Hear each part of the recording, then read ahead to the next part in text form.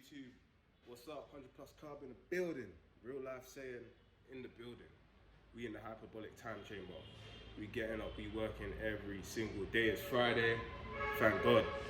And in this video, I want to talk about semen retention will get lonely. If you're doing semen retention properly, it's gonna get lonely because you're gonna be saying no to meetups, you're gonna be saying no to hangouts, you're gonna be saying no to a lot of socials because you're making a necessary sacrifice to get yourself to that next level. And semen retention will get lonely. People, again, I suggest not talking about semen retention at all to your friends unless it's brought to the table of conversation. Don't go out your way to bring it up. Hey guys, I'm practicing semen retention. They'll be like, what's that? I've done it before. It's just there's just no point. Ordinary men will never understand the point of semen retention. So it's just like, tell them you're practicing semen retention, you'll talk about the benefits. They won't believe it because they can't go 7 days without busting a nut.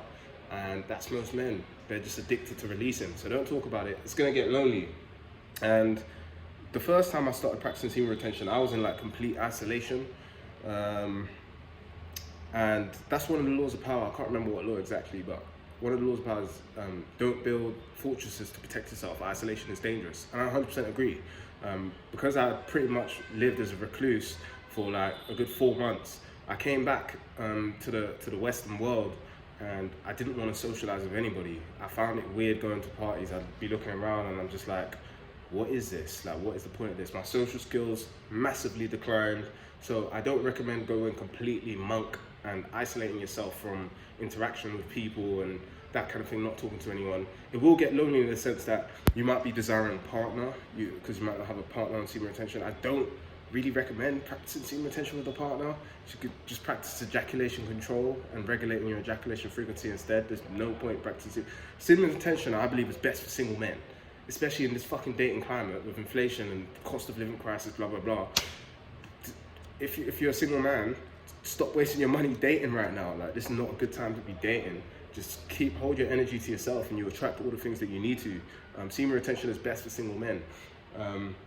Some of my guys in relationships, they might bring semen retention to the top of the conversation, and I say, look, just practice ejaculation control, practice regulating your ejaculation frequency, because most men, when they have sex, they're just used to the end outcome being them releasing, and a lot of the times the woman isn't even fully satisfied yet. So it's like, you should never really see ejaculation as the goal of sex anymore. You have to kind of change your perspective on that, and semen retention allows you to do that. But yeah, semen retention will get lonely. You're going to be alone on this journey, so that's why it's good to sort of get involved in a community. There's loads of people practicing semen retention worldwide, and you're not alone on this journey. This is a reminder. It's going to get lonely for you, but you're not alone.